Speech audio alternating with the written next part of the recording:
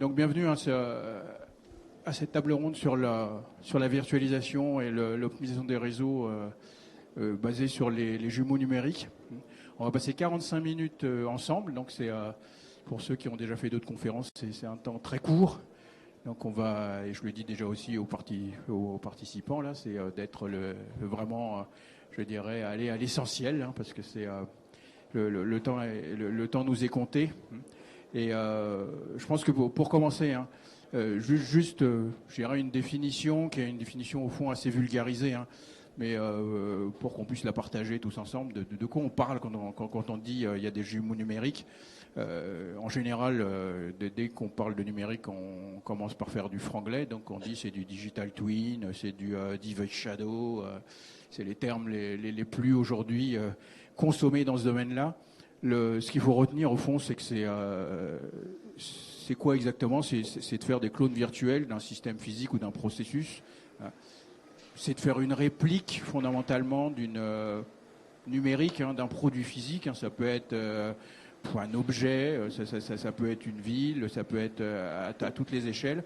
Mais si c'est un objet ou un produit physique, on va le doter de capteurs et on va en être informé en permanence de l'état du réel, par exemple. Donc c'est ça, les notions de jumeaux numériques. C'est quelque chose qui n'existait pas du tout, je dirais. Allez, je vais remonter à 20 ans, hein, parce que ça a commencé à grenouiller il y a 20 ans, mais et c'était des gars dans des caves qui faisaient ça à l'époque. Donc personne n'y croyait trop. Mais l'idée, c'était de créer des jumeaux numériques qui permettent d'accéder à toutes les infos concernant un produit sans le posséder, en fait. Ou sans y avoir accès physiquement. Donc, et là, le jumeau numérique, il est composé de quoi en général ? Il y a des capteurs IoT, il y a des systèmes de collecte, d'analyse, et souvent, aujourd'hui en tout cas, des modélisations 3D, voire des dispositifs de réalité virtuelle ou de réalité augmentée. Et ayez juste en tête, en fait, que les jumeaux numériques aujourd'hui sont applicables au fond à tout produit ou système physique qui peut donc avoir un double digital. Que ce soit une chaudière, un ascenseur, au fond, un véhicule, une ville. Hein, et ce dont on va parler aussi aujourd'hui, et bien entendu aussi les réseaux. Donc toute forme de réseau peut être intégrée dedans. Alors pour cette conférence, hein, on accueille 4 structures. Donc la première structure, il y a le GRT Gaz, hein, qui est avec nous, il va se présenter, RTE, Énergisme, hein, et je vais commencer par me présenter. Donc je suis Patrick Racoton-Danhaï, je suis le délégué régional d'Enedis Auvergne-Rhône-Alpes et aussi donc le délégué général de l'Institut Smart Grid. Donc institut qui a donc pour vocation d'animer la filière des acteurs Smart Grid sur l'ensemble de la région. Et on va commencer par faire un petit tour de table rapide. Hein. Pierre Quillade, GRT Gaz, donc transporteur gazier européen à travers 32 000 km de canalisation enterrée en France et 5 600 installations annexes. Et j'interviens au sein de GRT Gaz au pôle expertise en tant que chargé de mission technique autour du management de la donnée d'ouvrage et jumeaux numériques. Bonjour, David Coilier, RTE, donc réseau transport d'électricité, les autoroutes de l'électricité, on va dire. On est entre les producteurs, donc centrales, et les clients, comme Enedis, qui est un de nos clients. Donc on fait notre maintenance, notre ingénierie, notre exploitation de réseau.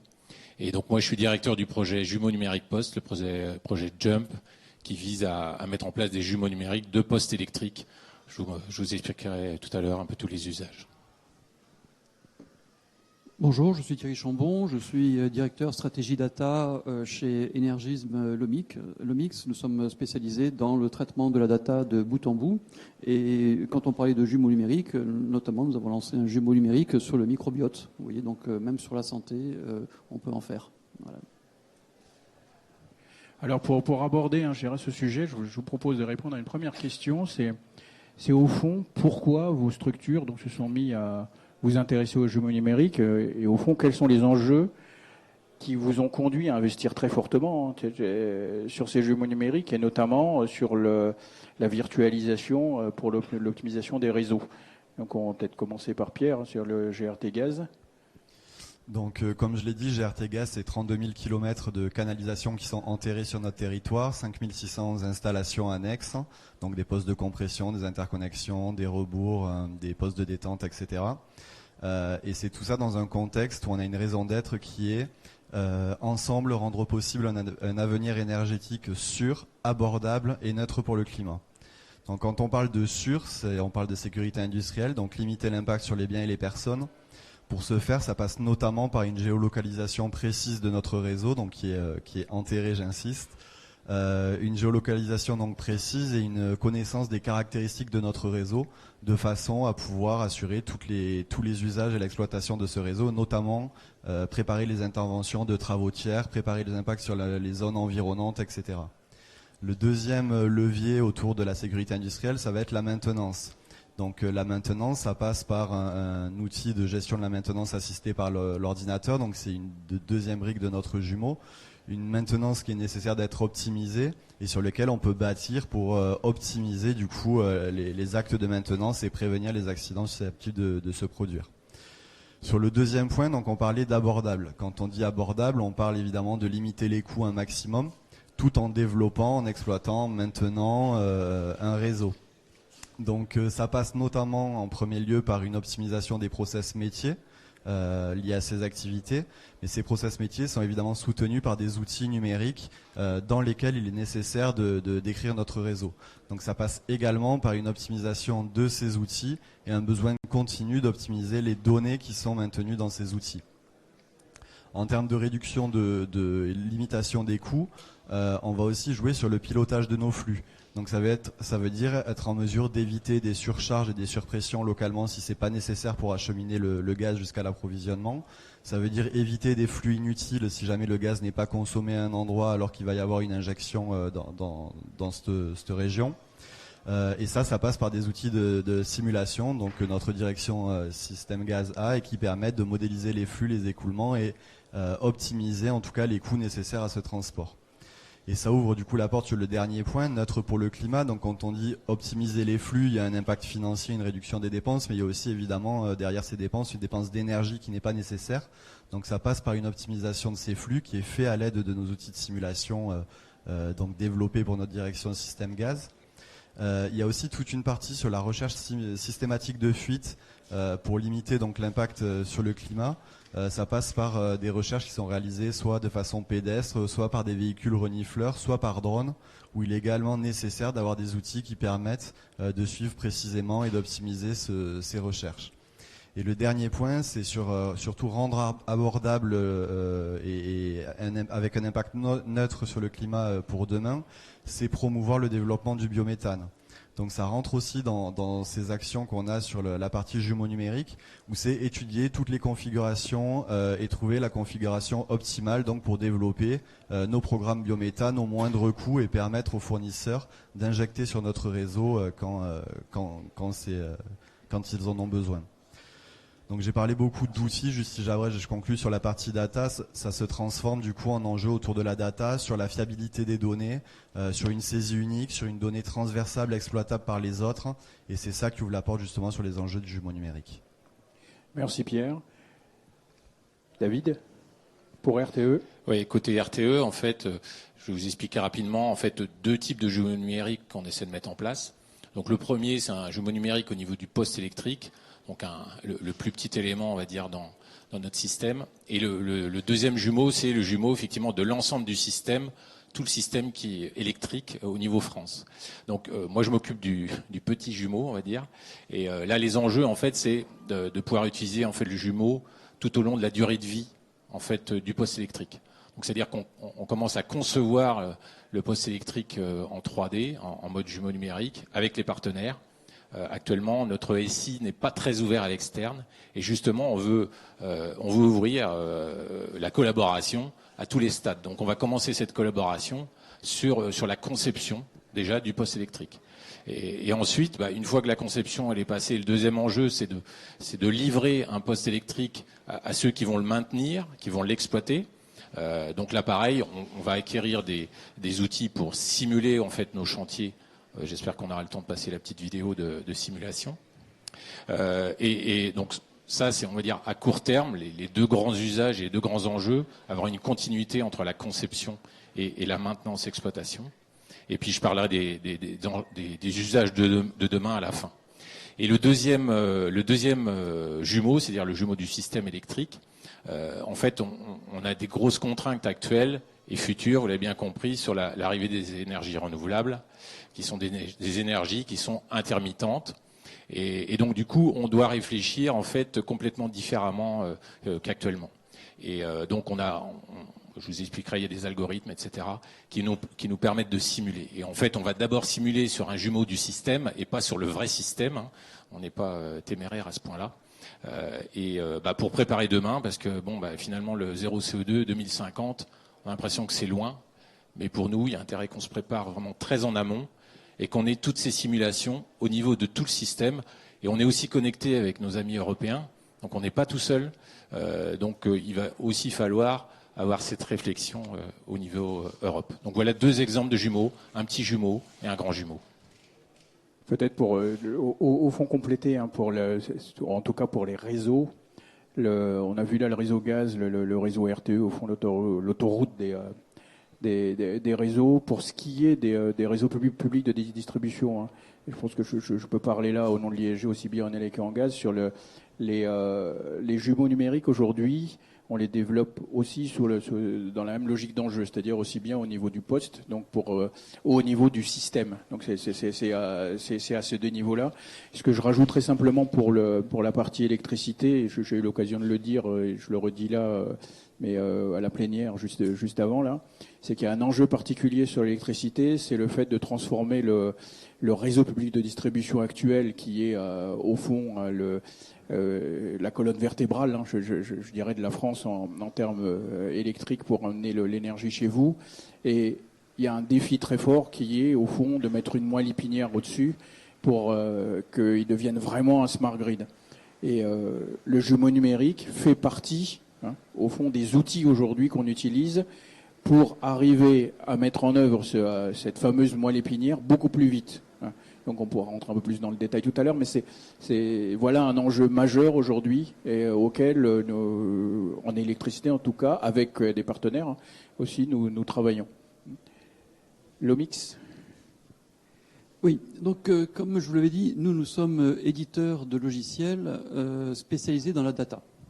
Donc on va dire qu'on n'y connaît rien en électricité, on n'y connaît rien en gaz, on n'y connaît rien en quoi que ce soit, on ne connaît que la data. Et on va utiliser le même système informatique, le même traitement de la data, quelle que soit l'architecture de la data, pour pouvoir virtualiser des process, pour pouvoir virtualiser des assets. Et une fois qu'on a virtualisé ces process, une fois qu'on a virtualisé ces assets, on va être capable, en aval, d'exposer ces assets, ces process pour que d'autres puissent analyser, pour que d'autres puissent faire déposer des algorithmes, mais les algorithmes deviennent dynamiques.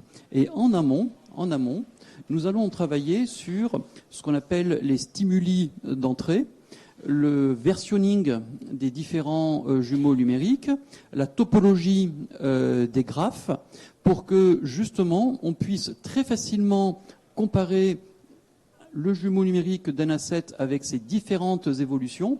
Et une fois qu'on a le jumeau numérique avec ses différentes évolutions, on dépose des algorithmes, et ce sont ces algorithmes-là qui vont rendre intelligent le jumeau numérique. Donc nous, on travaille uniquement sur la data, on ne travaille pas sur les choses intelligentes, mais on permet aux autres de le faire. On se présente comme éditeur de logiciels, nous sommes enablers sur cette partie-là. Les jumeaux numériques, c'est très important. Pourquoi ?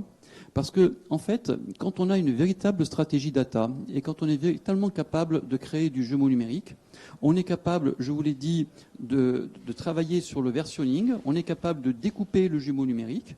Et dans le cadre de ce qu'on appelle, par exemple, en matière de manufacturing, de ce qu'on appelle l'usine 4.0, ce qu'on appelle également l'entreprise étendue, et bien en fait, le jumeau numérique une partie du jumeau numérique de telle entreprise avec une partie du jumeau numérique de telle autre entreprise, ça vous permet de commencer à créer les bases d'un métaverse. Un métaverse, c'est quoi ?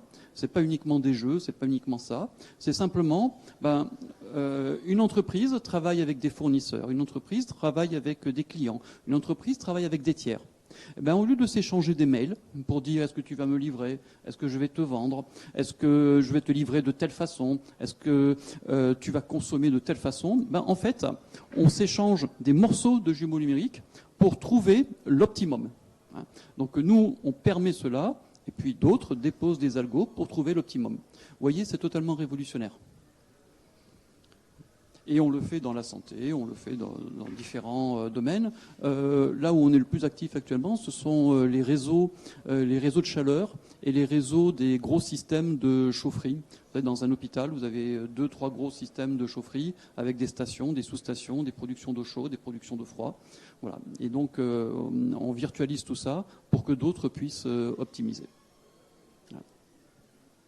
Merci Thierry. Je pense que après, en tout cas, avoir présenté ces grands enjeux, je veux dire, aussi bien en élec, en gaz, ou en tout cas sur les enablers comme Énergisme, Lomix, je voudrais qu'on aborde au fond un niveau qui soit beaucoup plus concret pour vous tous, et c'est de regarder aujourd'hui sur ce sujet-là quelles applications, quelles solutions, quels services éventuellement sont aujourd'hui disponibles. Alors les exemples qui sont sur le jumeau numérique, ils sont multiples. On sait que le jumeau numérique, il aide, il permet, il travaille sur la maintenance prédictive, sur de l'amélioration de qualité, par exemple, sur des détections de déviation, de réduction de variabilité, ou encore de l'amélioration de rendement de l'objet, voire même à l'échelle d'une usine aujourd'hui, ou des diminutions de temps de développement des nouveaux produits ou des process.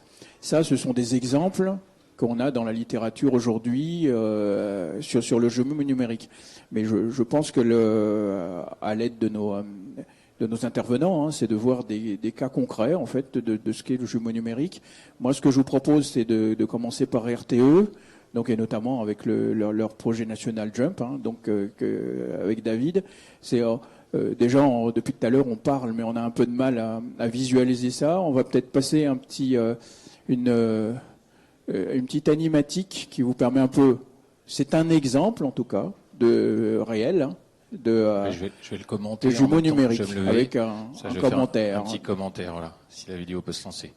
Donc là, en fait, qu'est-ce qu'on a fait ? On a un jumeau numérique de poste électrique qu'on a inséré dans un logiciel de simulation. Et en fait, on va simuler un chantier de travaux sous tension. Donc, vous voyez des zones rouges en fait sur de différents éléments du poste électrique, peu importe si vous êtes expert ou pas. Ces zones rouges, en fait, c'est nos zones de sécurité. Donc tout à l'heure, on parlait de sécurité au niveau gaz, et nous, on intervient sous tension. Donc imaginez un peu que la sécurité, c'est numéro 1. Et on insère dans ce logiciel aussi un engin. Et en fait, un engin avec toute sa cinématique. Et l'engin, vous le trouvez sur Internet, sur un catalogue, vous tapez nacelle et vous trouvez l'engin. Bon, celui-là, il est un peu spécifique, c'est le nôtre.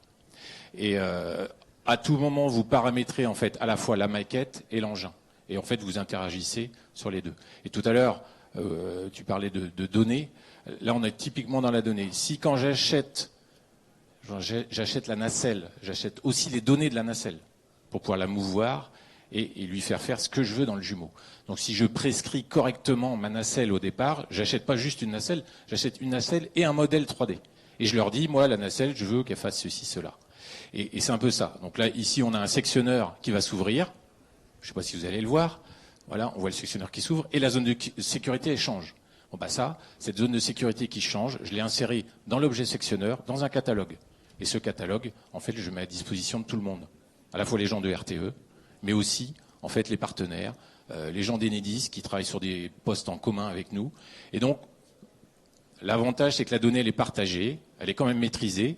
C'est des fonctionnalités assez simples, vous voyez, on joue en fait entre guillemets avec un engin, mais là on peut vraiment parler de BIM. C'est un process que vous connaissez peut-être, qui permet justement de gérer un objet numérique tout au long de la durée de vie du projet et de l'objet. Là, l'objet c'est le poste électrique, et là on est en train de faire une petite partie du BIM sur une opération de maintenance bien ciblée. Donc voilà un exemple vraiment concret de ce qu'on peut faire avec plusieurs jumeaux numériques. Alors, c'est un peu abusé, c'est pas tout à fait un jumeau, c'est plus une maquette. On n'est pas encore tout à fait dans le jumeau. Mais on en parlera à la fin sur la vraie notion de jumeau qu'on imagine à RTE. Là, on est encore sur un aspect maquette, mais c'est le premier pas. Si on n'a pas ça, on n'a pas de jumeau derrière. Donc on peut arrêter la vidéo, je pense que c'est... On a fait le tour. Peut-être un mot, par contre, pour passer ce côté gaz, sur des... Donc côté gaz, on a le même genre d'outils en fait qu'on utilise plus sur des process d'exploitation et d'accès à la donnée pour nos opérateurs en fait, qui ont une représentation virtuelle de l'usage de l'ouvrage et qui peuvent faire des activités, des actions à distance, donc prendre des mesures, communiquer avec un intervenant pour mesurer des zones de désherbage, des zones de peinture et éviter les déplacements et des fois avoir une vue plus globale de l'ouvrage que si on y était en réalité. Par contre, moi j'aimerais axer notre jumeau sur l'autre volet. Cette partie du jumeau, c'est la partie émergée de l'iceberg pour nous. Le jumeau, c'est quelque chose qui englobe tout un ensemble d'applications. Donc ici, on va être sur une vision du jumeau, donc une représentation visuelle 3D. Nous, ce qu'on considère le jumeau, ça va être tous les outils qui manipulent de la donnée d'ouvrage. Donc ça veut dire des outils exploitation, ingénierie, mais aussi finance, achat, etc. Donc notre jumeau, le cœur du jumeau, c'est vraiment de mettre à disposition de manière fiable, transverse et accessible toutes les données entre les applications. On va retrouver le SIG dont j'ai parlé tout à l'heure, le tracé de notre linéaire qui permet de définir donc les caractéristiques de nos canalisations. On va retrouver la GMAO donc qui permet de décrire les caractéristiques de nos ouvrages installations industrielles, donc un poste de détente avec une ligne amont, une ligne aval, des robinets, des vannes, etc. Et on a un échangeur de données au centre de ces applications qui permet d'échanger les données entre les applications et de les fiabiliser. Donc un cas et un exemple d'usage de cet échangeur de données, c'est un autre outil, donc le Scala, qui est utilisé par notre direction système gaz, qui va utiliser les données issues de notre SIG, de notre GMAO pour décrire les ouvrages, qui va rajouter des données process qui lui sont propres, pour lesquelles elle est maître, donc typiquement les rendements des compresseurs, les schémas de fonctionnement des interconnexions, et qui derrière va également rajouter toutes les données qui remontent en fait des capteurs connectés qu'on a localement sur le terrain. Ça lui permet d'assurer une veille, une surveillance de notre réseau et d'identifier les accidents et les actions à instruire si jamais il y a des corrections à apporter. La dernière partie de ce jumeau, c'est la partie pilotable. Donc cet outil-là, il est également connecté aux automates de pilotage qui vont permettre de contrôler les organes principaux de nos ouvrages à distance. Donc c'est-à-dire que localement, derrière un site de compression, je reçois une notification, il y a une baisse de pression. J'analyse avec une vue globale, est-ce que c'est une baisse de pression locale, est-ce qu'elle est temporaire, est-ce qu'elle évolue dans le temps, et en fonction, soit je coupe le réseau complètement parce que je suspecte une grosse fuite, soit j'ajuste en me disant que c'est simplement un des compresseurs qui a eu un dysfonctionnement, je booste les autres compresseurs pour permettre d'assurer le flux, et ainsi de suite. Donc c'est vraiment un jumeau qui nous permet de surveiller, d'analyser et de piloter nos infrastructures. Peut-être un petit mot sur les principales difficultés, en tout cas, pour mettre en œuvre ce type de jumeaux. Donc j'ai parlé de l'échange de données. Historiquement, tout notre jumeau, et aujourd'hui il y a 10 applications qui sont connectées à notre échangeur de données, elles étaient silotées, elles n'étaient pas connectées, donc chacune avait sa façon de décrire les ouvrages. Donc le gros enjeu, ça a été de mettre en cohérence les données pour qu'elles puissent être acceptées par les autres applications, qu'elles puissent être comprises et redéfinir donc toute cette structure de données pour que ce soit exploitable. Merci beaucoup. Thierry ? Oui, je vais vous donner 3 applications du jumeau numérique sur lesquelles nous avons travaillé. Et je voudrais préciser, nous travaillons véritablement sur de la data. Et ce qui nous intéresse dans cette data, c'est ce qu'on appelle l'ontologie de la donnée. L'ontologie, c'est quoi ? C'est cette donnée. Cette autre donnée vont renvoyer des informations à un troisième capteur ou à un troisième automate qui va créer de nouvelles données et ainsi de suite. C'est ça l'ontologie. Et quand vous modifiez l'ensemble de ces ontologies, vous avez un output qui est différent. Quand vous reprenez l'ensemble, vous êtes capable de créer du jumeau numérique. Une fois que je vous ai dit ça, On est capable de travailler, donc, ce qu'on a dit sur des systèmes de chaufferie, c'est très important, sur du microbiote avec les données génomiques. Et donc, on a plein de données là-dessus et on est capable de dire telle personne, telle topologie, tel machin a un microbiote qui est comme ça, et c'est plutôt tel type de médicament qu'il faut. Un troisième cas d'usage qu'on a eu récemment, un groupe de presse. Un groupe de presse spécialisé dans l'aérien. On a créé le jumeau numérique de sa dispersion d'informations. Quand il sort un nouveau numéro, ce nouveau numéro, dans les autres journaux, comment il est pris, dans les données Facebook, comment il est pris, dans les données Twitter, comment il est pris, et on est capable de dire à chaque nouvelle parution de son journal, voilà comment se disperse l'information.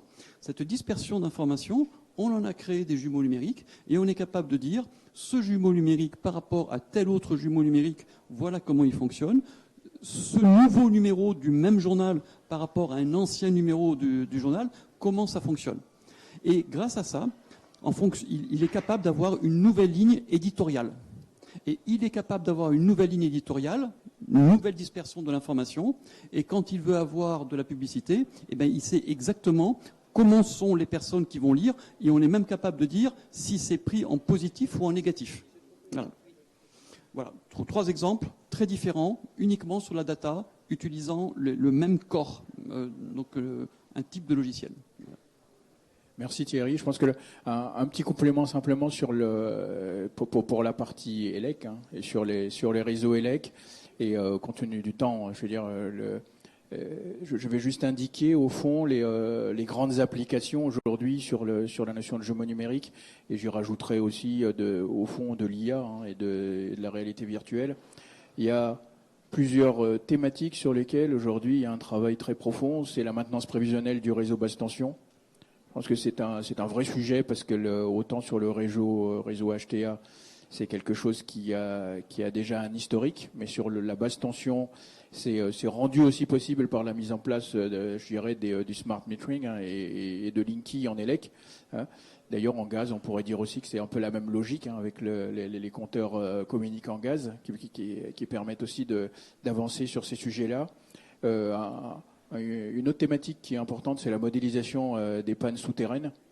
Donc, notamment avec de l'intelligence artificielle.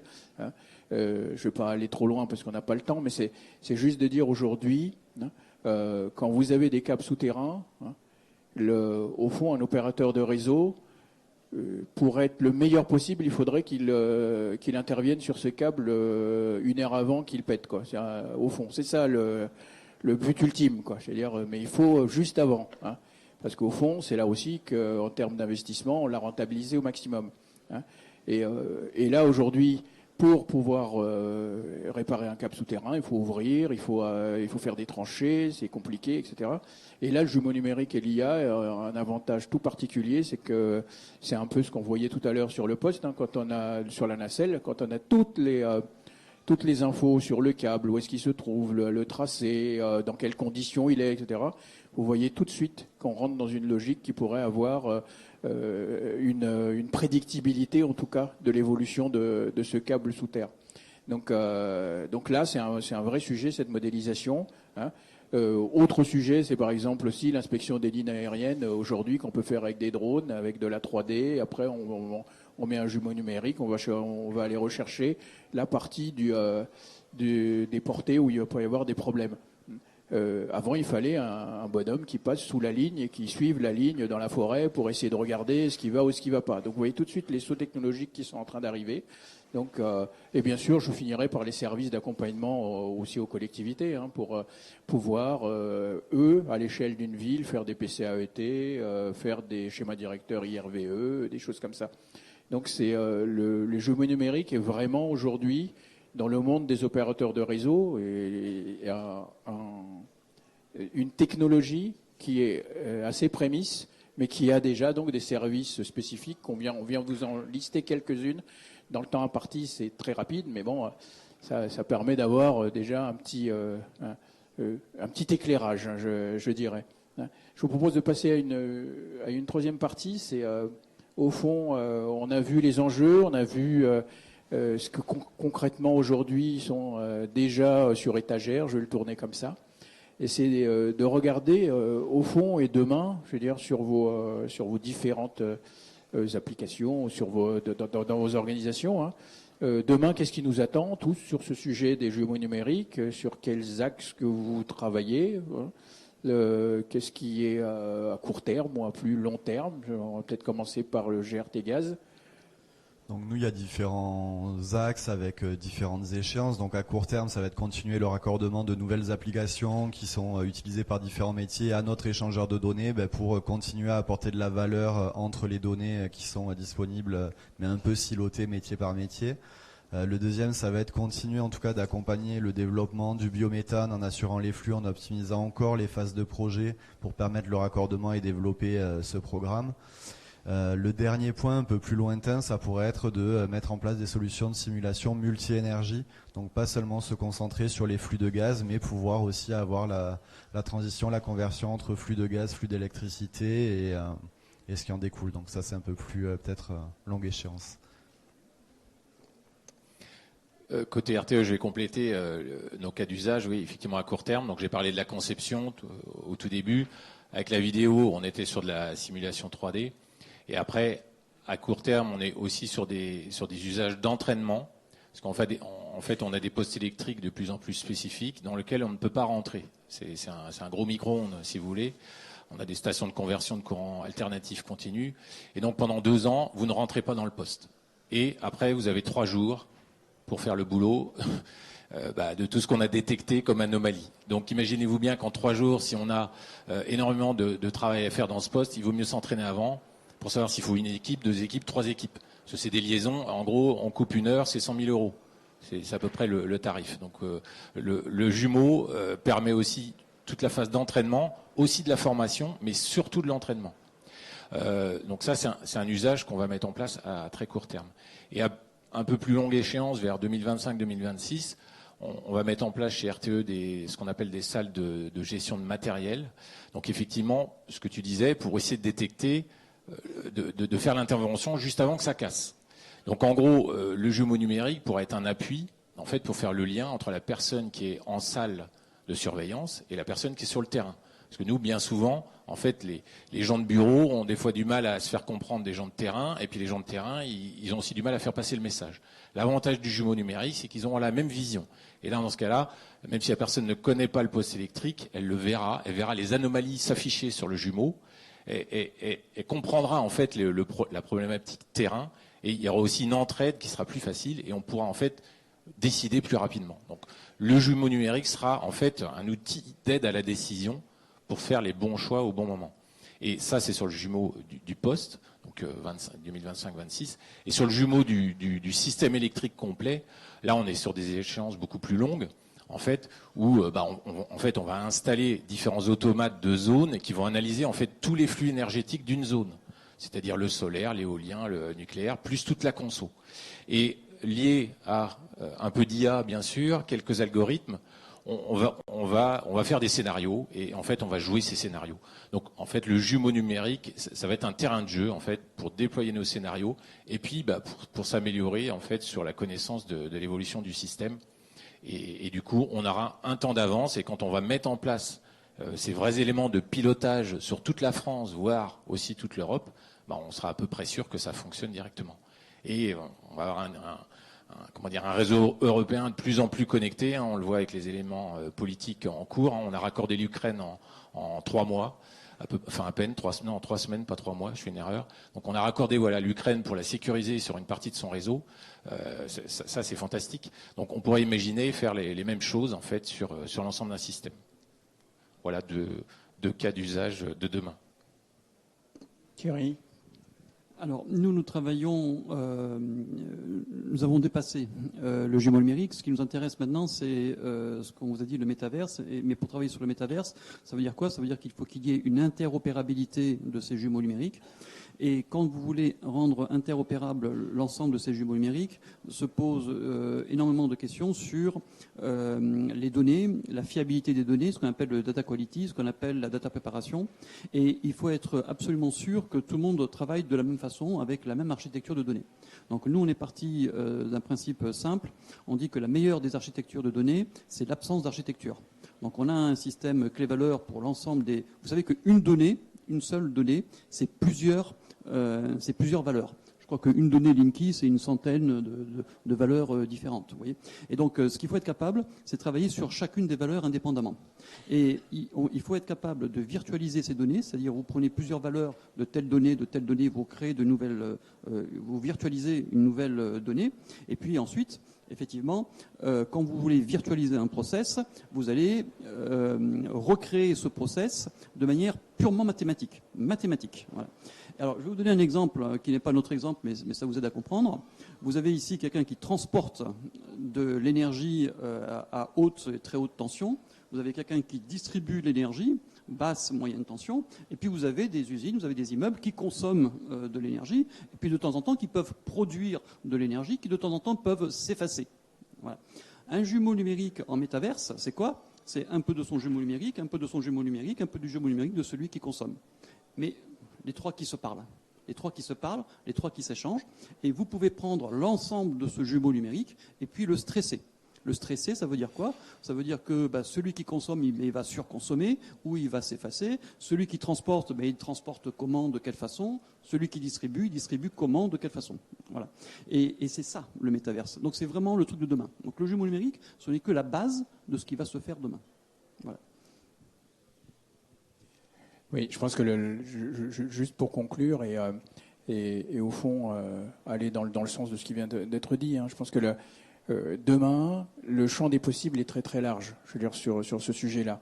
Je suis un peu plus optimiste que GRT Gaz sur le fait que sur le multi-énergie, au moins à maille locale, je pense que c'est des jumeaux numériques sur des mailles beaucoup plus serrées, là où on en a besoin. Je pense que ça, on le développera beaucoup plus vite, effectivement, que à l'échelle de l'ensemble du réseau, ou c'est vrai,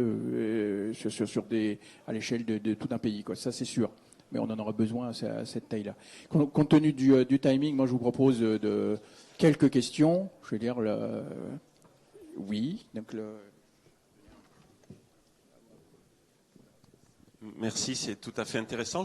J'ai compris que les jumeaux numériques, c'était surtout à des fins internes, d'entraînement des personnels. Est-ce que vous imaginez que ces jumeaux numériques puissent pénétrer les formations d'ingénieurs, de techniciens pour aider etc. Vous n'en avez pas parlé ou j'ai pas entendu? Oui, Georges. Oui.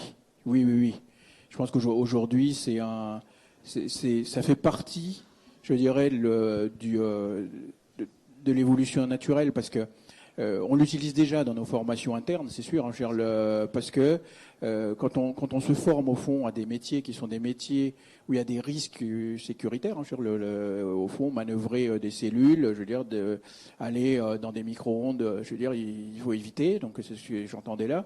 Donc ces genres de situations, au fond, le jumeau numérique, on l'utilise.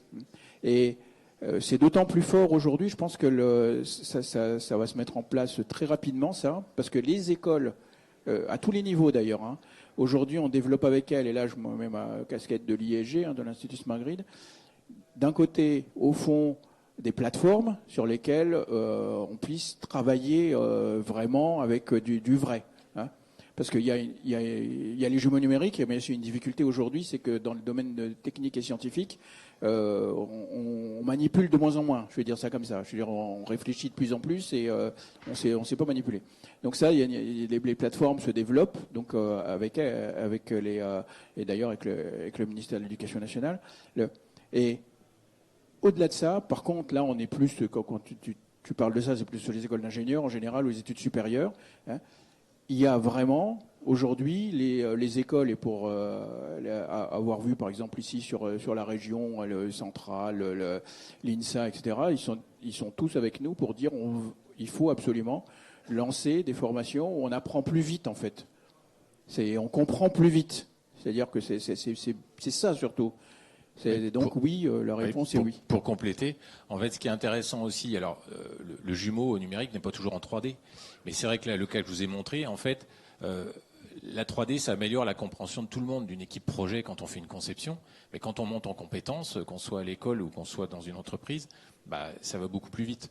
Moi, je suis pas un geek en fait du jeu vidéo, mais on a testé en fait un de nos jumeaux avec les lunettes dans le fameux poste micro-ondes là où je peux pas rentrer. Eh bien, en fait, j'avais une bonne acceptation et j'ai visité le poste en réel après et en fait, j'étais pas perdu dans le poste, quoi. Donc, et je suis formation d'ingénieur, j'ai mis un peu les mains dans le cambouis, mais pas tant que ça. Donc, finalement, c'est des outils qui sont accessibles, quel que soit le niveau, hein, qu'on soit technicien, BTS, ingé, même manager. Moi, j'ai fait scier le casque à mes grands patrons. Ils ont une bonne acceptation, ils supportent bien les choses, ils comprennent bien les choses, quoi. Voilà. Et donc, il y a tout l'aspect pédagogique interne. Et en plus, nous, on va faire des bases de données de mode opératoire pour avoir des référentiels. Pour l'instant, les référentiels mode opératoire, ils sont sur du papier, donc c'est pas très parlant. Et il n'y a pas l'expérience du gars. Alors que là, avec la 3D, les jumeaux, vous enregistrez la vraie expérience du gars, quoi. Oui, il a pris sa clé de telle manière. Oui, bon, c'est pas marqué sur le mode opératoire, hein. Il faut quand même tenir une clé, quoi. Vous voyez, dans tout l'avantage. Juste pour compléter, au-delà même du simple aspect de mode opératoire, de préparer quelqu'un à faire des interventions quotidiennes ou habituelles, il y a aussi des possibilités de jouer des scénarios accidentels. Il y a une fuite, comment réagit la personne avec un casque de réalité virtuelle où il a des actions à prendre. En fonction des actions, il y a des choses plus ou moins positives qui se passent. Donc ça peut aller très loin, ces réalités. On peut prendre une autre question.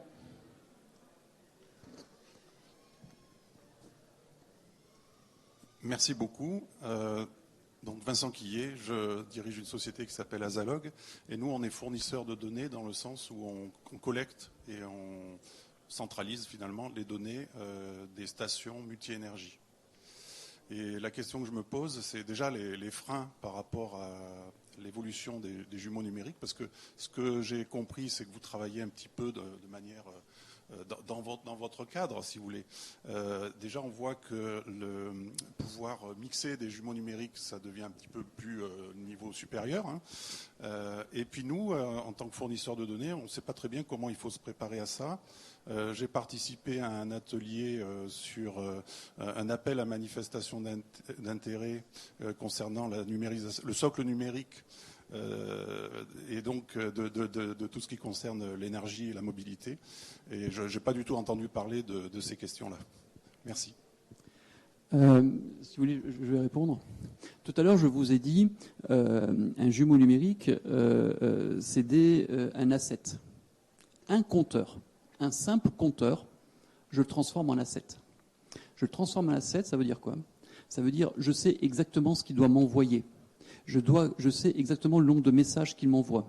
Je connais la qualité de chacune des données, je connais la qualité de chacune des métadonnées, ce qu'on appelle les valeurs. Une fois que je l'ai fait sur un asset, c'est-à-dire un compteur, je suis capable de le faire sur 2 compteurs, je suis capable de le faire sur 3, sur 4, n compteurs.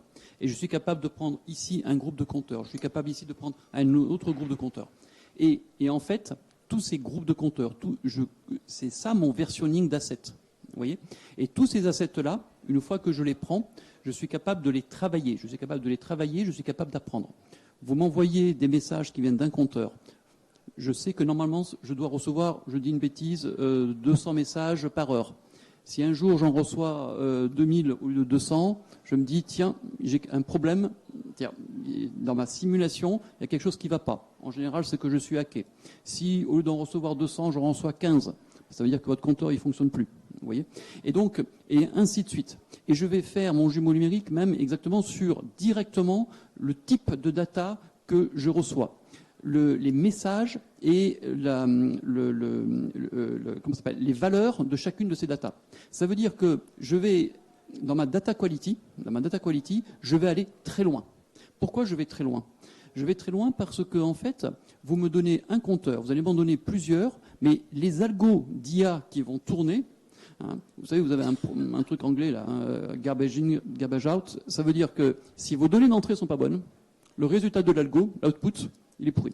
Voilà. Et donc, on doit travailler énormément sur la data. Donc oui, effectivement. Et ça, ensuite, il y a tout le sujet de l'interopérabilité, ce que j'ai dit. Hein, il faut casser l'architecture des données, tout mettre dans un système clé-valeur, hein, et puis ID, key, value, et puis ensuite Git pour le mettre dans les algos. Ouais.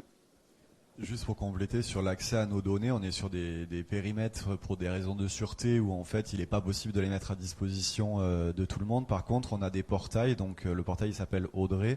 C'est un portail d'échange en fait de données des opérateurs du réseau de l'énergie. Donc il y a notamment RTE qui est dessus, GRT Gaz, GRDF, Storengy, où il y a des données qui sont principalement destinées aux consommateurs ou aux fournisseurs qui peuvent être utiles dessus. Notamment tout à l'heure je parlais du biométhane et de la cartographie des coûts projets. Cette cartographie elle est disponible, donc n'importe quelle personne qui pourrait avoir une possibilité de valoriser son gaz peut se connecter, voir les coûts de projet et prendre les décisions qu'il le souhaite. Donc on a quand même des portails d'échange qui peuvent être d'ailleurs enrichis aussi, donc c'est possible d'en discuter.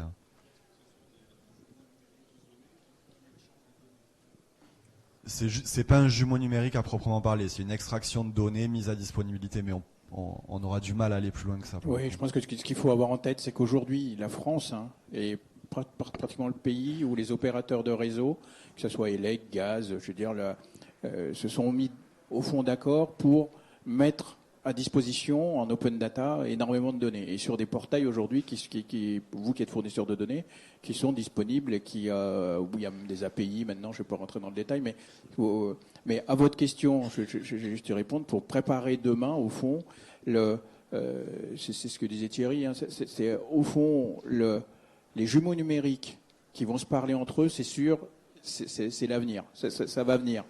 Donc il faut s'y préparer, vous demandez vers où il faut tendre. Ça, c'est sûr que c'est quelque chose que nous ferons, quoi, nous déjà, parce qu'il y a un besoin qui existe. Et donc vous, par rapport à ce que vous indiquez, ça fait partie des choses effectivement qui peuvent être un objectif. Je pense qu'on a déjà dépassé, parce qu'on fait des signes depuis tout à l'heure. Donc, sauf s'il y a vraiment une question, on peut répondre très rapidement. On va s'arrêter là. Je veux remercier l'ensemble des intervenants. Merci à vous. Très bonne soirée.